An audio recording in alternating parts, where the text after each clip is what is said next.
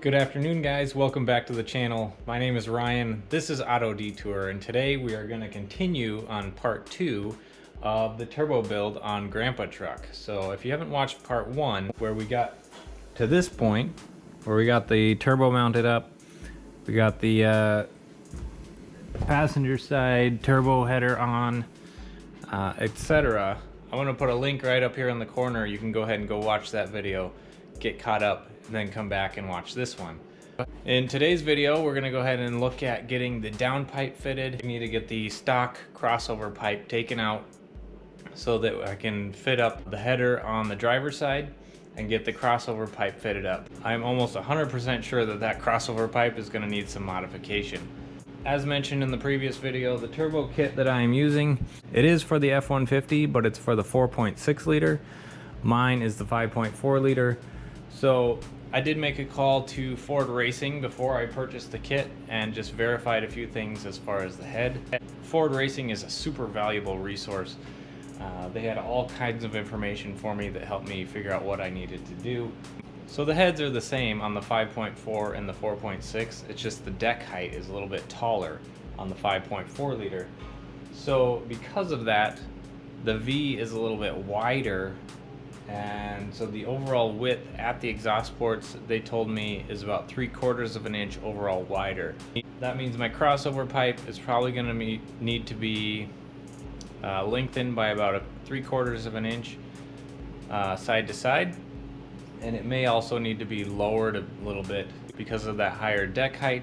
The heads sit about an inch higher than they do in the 4.6. So enough of that. Let's jump right into it. Let's continue. We're gonna fit up this downpipe, make sure it fits through where I need it to go. Just kind of in uncharted waters here, using a kit that doesn't exactly fit my truck. You can see that I've already started to test fit this downpipe on here. This massive downpipe snakes its way down past the battery tray here, and it does fit, which is great news. So we'll take a look down here. So down here you see I still have the stock exhaust in here. That's obviously gonna have to get moved, like I mentioned just a few minutes ago. But I do have the header bolted in here now. I have a few bolts holding it in for fitment purposes. And then you can also see that this downpipe snakes down here and just barely misses this inner fender right here.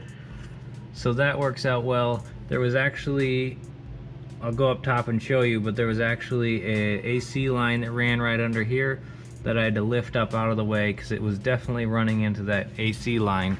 Here's the up pipe that the crossover pipe is going to connect to. I'm a little concerned about how we're going to fit this massive downpipe and the crossover pipe through this opening right down here. We may have to remove that heat shield or modify it in some way to accept both of these pipes to fit down through in between the body and the frame rail there. You know, if we have to modify the piping a little bit, we can certainly do that. But so far everything's fitting up really nice. One other thing I wanted to show you, I was really concerned about the transmission dipstick. Let's jump up top here again.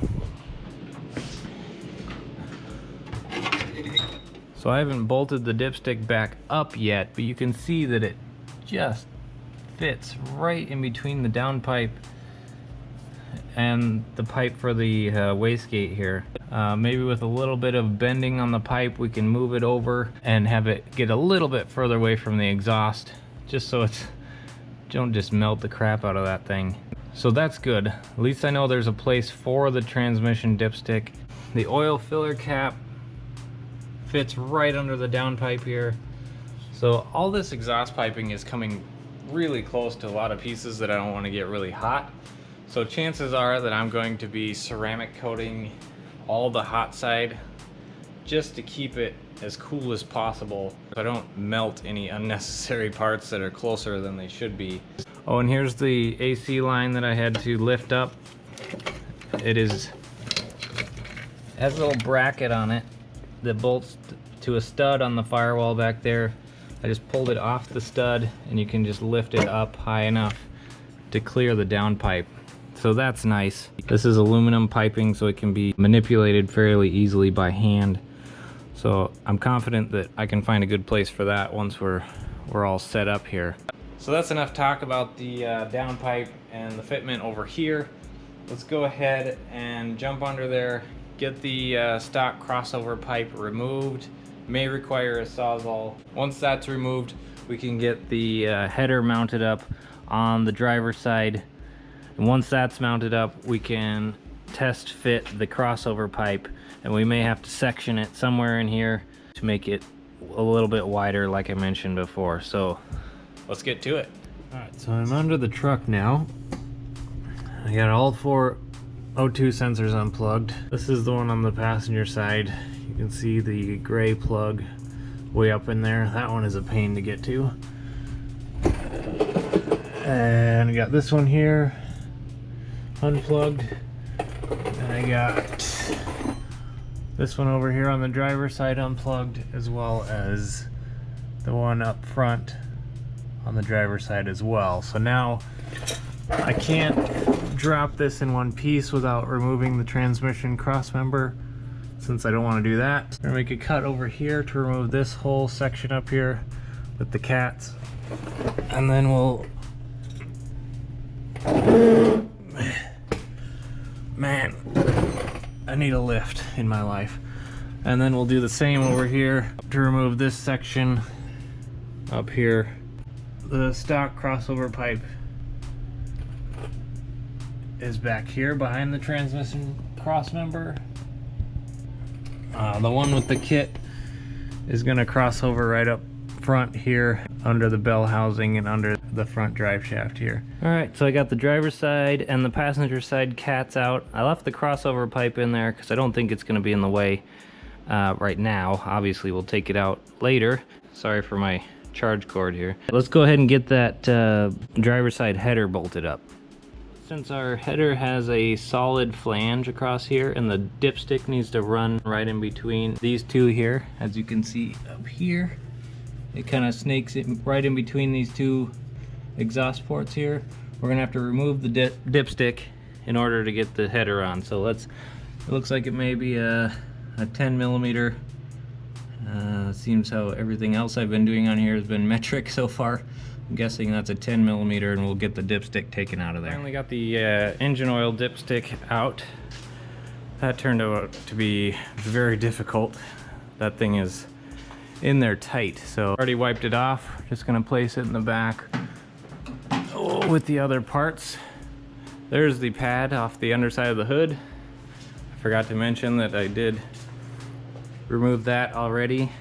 It's definitely gonna be a tight fit under the hood there, but it's gonna go. But that pad definitely had to be taken down. So let's jump back over here and get this header mounted up now that that dipstick tube is out of the way.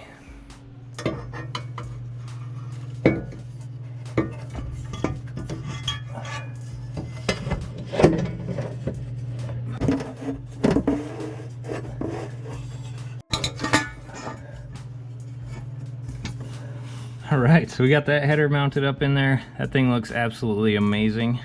I think headers just look so cool on engines. I mean, it's such a cool upgrade. Even if you're not doing a turbo build, I think headers look great, even on a naturally aspirated application. But so that's kind of just loosely mounted up in there. I got a little bit of wiggle room, just because the holes on the headers are a little bit elongated. So let's grab this crossover pipe and see if we're even close. See if we're even close to lining up on this thing. Sorry I can't show you all the assembly stuff here. I only have so many hands, but I got the crossover pipe mounted up on the passenger side here. Got the V-band clamp on here. So let's hop over the other side, see how close we are to lining up with the driver's side. So if the measurements from Ford Racing are correct, we should be roughly 3/4 of an inch off from lining up on the other side. So let's go check it out. Crawl under here. So I know I'm still a small channel, but if anyone out there wants to send a lift my way, that would make this a lot easier. Okay, so here we are. Get some light in there. So yeah, there it's touching.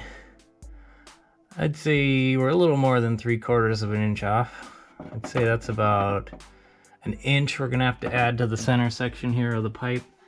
But good news is we're not hitting here. We're very close to the bell housing, but we're not hitting, so we're not gonna have to lengthen it, drop this down any further. It looks like we're just gonna have to cut it here.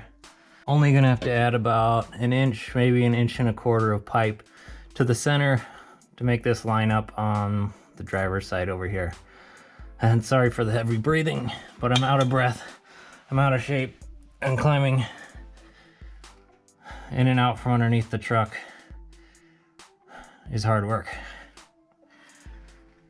So we're getting there, I'm really happy with the way things are moving along so far. No big surprises yet. All right guys, well I think that's where we're gonna end today's video. Made a lot of progress today. Got the downpipe on, got the exhaust manifold off this side and the header mounted up. We got the old cats taken out, we got all the O2 sensors unplugged, and we got the crossover pipe in there. We'll have Eric come back over because if you remember, I still have one broken off stud in the head on this side. He's gonna bring his welder over there and use his little welding trick to get that stud out of the head. And then we're gonna go ahead and cut that crossover pipe, add about an inch and a quarter, whatever that ends up being, of length to that crossover pipe. So that guy will get lined up. So after we get that done, we're gonna look at finishing up getting the downpipe in there. Let me grab a light. So we still have to finish getting this last section of downpipe in there. So that's gonna mount up to the big downpipe right here. And we're gonna have to squeak it through right next to the crossover pipe and the body here. So it looks like we're gonna have to remove that heat shielding, or at least cut a section of it out. And it looks like this downpipe, once that heat shielding is removed, is just barely gonna squeak through in between the frame rail and the body there. So that's looking promising. Then after that downpipe is past the frame, we have the last section that it connects to here. We've got our O2 sensor mounts here, and then we have just the cut end of the pipe here that we weld the rest of the exhaust up to. That's gonna do it for tonight's video. We will continue to get this thing pieced together on the next video. We still have to get intercoolers mounted, cold side mounted. We got to get the turbo in its final location, clocked downward. We got to make sure it clears the hood. Intake piping on. We got a big fat pipe that goes on the front of the turbo that goes this direction. We got electric fans to put on, so there's plenty more content coming your way. If you guys enjoyed this video and enjoy the Grandpa Truck turbo build, be sure to hit that like button, the subscribe button, and I'll talk to you guys next time.